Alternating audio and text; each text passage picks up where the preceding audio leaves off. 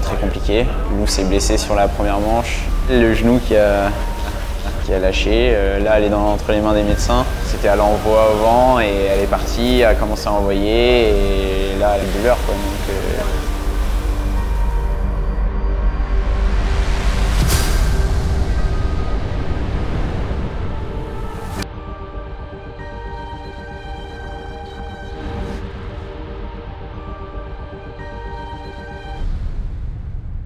Voilà, j'entends un crack, je ressors au trapèze, je rentre de nouveau un crack, je me dis bon bah cool, j'ai replacé, pas du tout. Je m'avance et puis en fait la jambe ne tient plus, le genou ne verrouille plus, il fait que se dérober. Forcément beaucoup de frustration parce qu'on était placé et qu'on était capable de jouer aux avant-postes. Beaucoup de tristesse d'un coup d'un travail qui, du coup, on est en train de comprendre qu'il ne va pas pouvoir être finalisé. Et en fait, il y a quelque chose de bizarre qui s'est passé, c'est que j'ai très vite switché et que je suis passée en mode OK, mais il faut que je sois de retour le plus rapidement possible et dans les meilleures conditions. On navigue sur le Nacra 17, qui est catamaran mixte au programme des Jeux. Et la grosse particularité de ce bateau, c'est que c'est un catamaran volant. Et donc avec les 4 foils qui sont dans l'eau qui nous permettent de voler, on atteint des vitesses qui sont déjà vraiment importantes et surtout c'est un bateau un peu rodéo quand le plan d'eau s'agite, donc assez fun ouais, comme bateau. J'adore quand il y a des sensations et de l'adrénaline et je pense que c'est un bateau qui t'en procure très vite et en plus ça met un petit peu de piquant parce qu'il y a tout l'aspect jeu de la régate, stratégie, etc.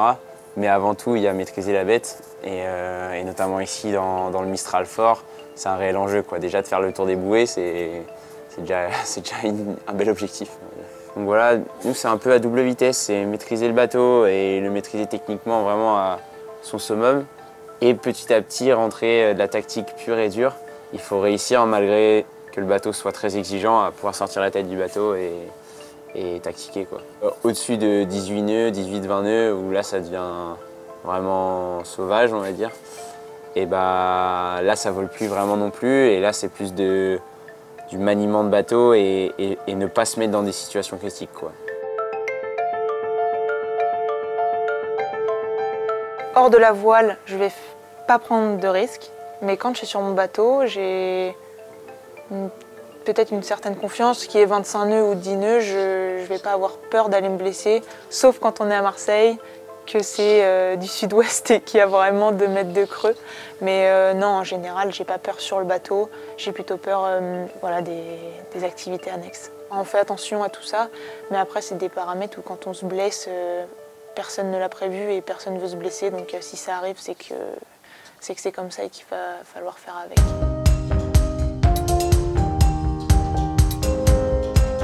C'est vrai que le bateau a beaucoup évolué depuis que j'ai commencé. Il a pris des foils vraiment volants avec des safrans qui maintenant permettent de faire voler le bateau en permanence. Mais par contre le bateau est vraiment sympa toujours parce que d'une part le fait de voler c'est vraiment une autre sensation, c'est une autre voile. Il faut quand même tirer dans le câble, il faut vraiment des fois être bien bourrin. Et puis, des fois, il faut vraiment être fin parce que ça passe par vraiment la finesse de barre et puis aussi la finesse d'équipage. C'est-à-dire qu'il faut être très précis à l'écoute. Il faut que les 2 équipiers fassent des choses très précises au bon moment.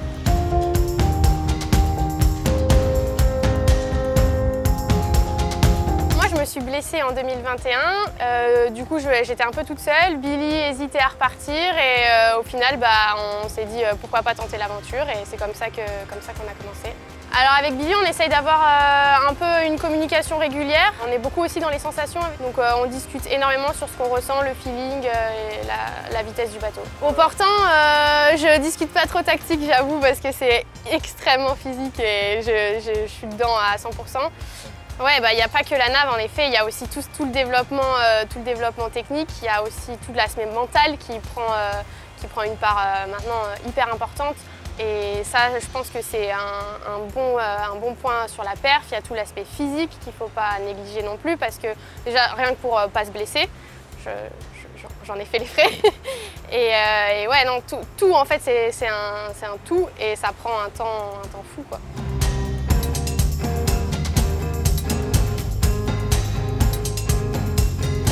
Je me suis blessé sur une fin de stage. J'étais vraiment assez fatigué de la semaine. C'était quasiment les derniers jours d'entraînement et sur une dernière manœuvre, voilà, j'ai mon genou, j'ai senti qu'il est parti. En fait, je me suis effondré dessus et j'ai entendu un gros crack à ce moment-là. Là, j'ai vite vu qu'il y avait quelque chose qui n'allait pas.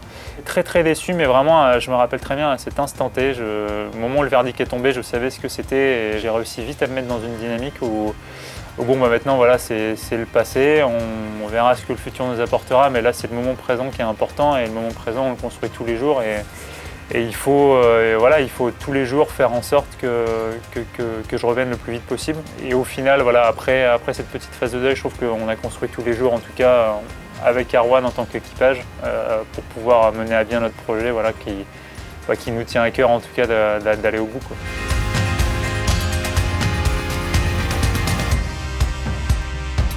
Voilà, il y a eu cette période de blessure où voilà, c'était...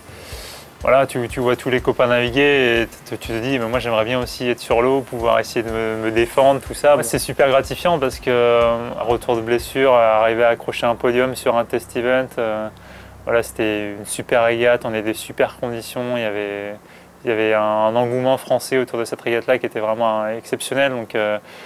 Donc ouais, c'était encore des étoiles plein les yeux et on a hâte en tout cas de pouvoir remettre ça là, lors des prochaines régates parce que bon, une fois qu'on y a pris goût à ce genre de choses, on n'a plus envie de s'arrêter. C'était vraiment le retour rêvé pour moi, que je pouvais pas rêver mieux que d'accrocher un podium sur ce test event. C'est juste exceptionnel, quoi. J'ai pas le temps de m'ennuyer, c'est tous les jours et c'est assez dense, je me sens bien et je vois au jour le jour, mais pour l'instant, j'ai pas eu de moment où je me dis oh, je suis triste. Non, j'ai envie de revenir, je vois que Tim travaille avec Kinou et je suis très heureuse et ça me booste. Et je pense que c'était important pour lui de continuer et de ne pas s'arrêter sur cette blessure. Et pour moi aussi d'ailleurs, parce que c'est vrai que voir mon bateau quitter la terre et continuer à naviguer, ça me faisait plaisir. Oui, je trouve que le parcours de guérison de Clément est très inspirant. Et j'ai trouvé aussi sa gestion mentale juste génial, de toujours garder le sourire et garder cette énergie. Pour ma part, je compte faire la même chose et je compte revenir comme il l'a fait. Et si en allant chercher une médaille, j'irai chercher cette médaille avec Tim et Kinou. J'ai pas besoin de m'auto-convaincre. Je pense que les gens qui sont autour de moi et moi-même, on en est déjà convaincus que je vais revenir. Et je pense que dans le sport de haut niveau, on ne parle pas assez de la blessure, surtout en voile. On a l'impression que c'est une fatalité et en fait je pense pas, quoi. Quand on voit Clément justement qui revient encore plus fort, quand on voit la néerlandaise en FX, quand on voit l'allemande qui s'était blessée aussi, et ça n'empêche que c'est des gens qui sont médaillés aujourd'hui, donc c'est que la blessure fait bien partie du sport.